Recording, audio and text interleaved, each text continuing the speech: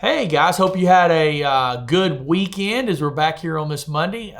Continuing in Genesis chapter 39, verse 7. We're going to look at verses 7 through 10 today. It says, "And Potiphar's wife soon began to look at him lustfully." This connects back to the end of verse 6, where he was a very handsome and well-built young man. And she says, "Come and sleep with me," she demanded. But Joseph refused. "Look," he told her, "my master trusts me with everything in his entire household. No one here has more authority than I do. He has held back nothing from me except you because you are his wife. How could I do such a wicked thing? It will be a great sin against God." She kept putting pressure on Joseph day after day, but he refused to sleep with her, and he kept out of her way as much as possible. So this woman was extremely forward, right? She was not hinting or beating around the bush at all. She was straight to the heart of the matter. Come and sleep with me. And now she was a very important woman herself. Remember, because of the status of her husband, she would have had social status as well. And so I'm sure she was not accustomed in any form or fashion to a servant or really anybody telling her no. But Joseph refused, and Joseph refused because of God. Joseph refused because it was the wrong thing to do. He could not betray Potiphar like this, and he could not betray God above all else. I mean, he says there in verse 9 that it would be a great sin against God. So Satan here is trying to tempt Joseph. Satan understands what Joseph has been doing, his role, and may even kind of understand where God is heading with some of these things. And so Satan wants to tempt him. And Satan wants to think that each one of our temptations is terribly unique, that no one could understand what I'm being tempted with.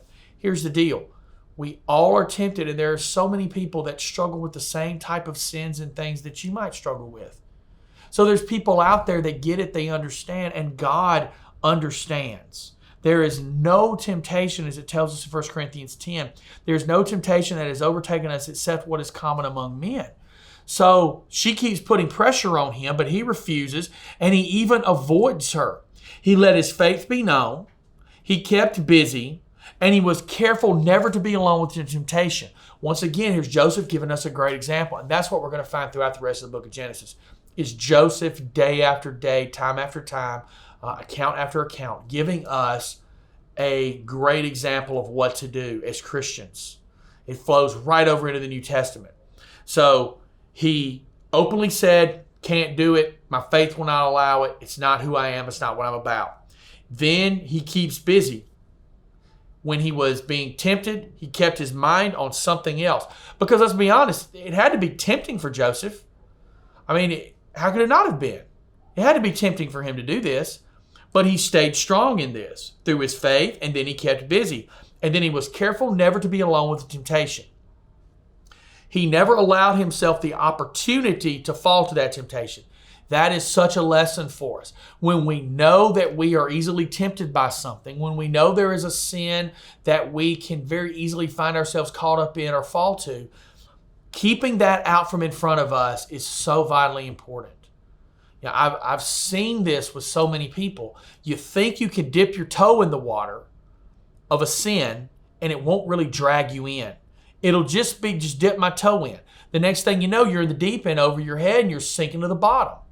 See, sin will always carry us further than we expect it to, and it'll do it quicker than we expect it to. So we have to strive to give sin no foothold in our lives. And each one of us are tempted with and kind of susceptible to different kinds of sins and different things. We're different in that. We're different in our sin natures.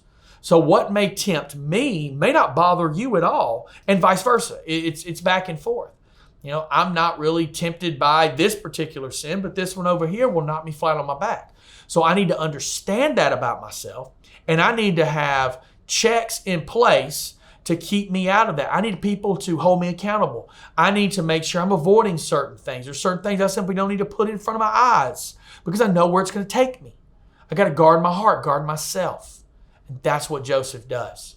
It's a beautiful example that goes right from Genesis straight to Revelation and applies all throughout both the Old Covenant and New Covenant for us today. See you again soon. Have a blessed day.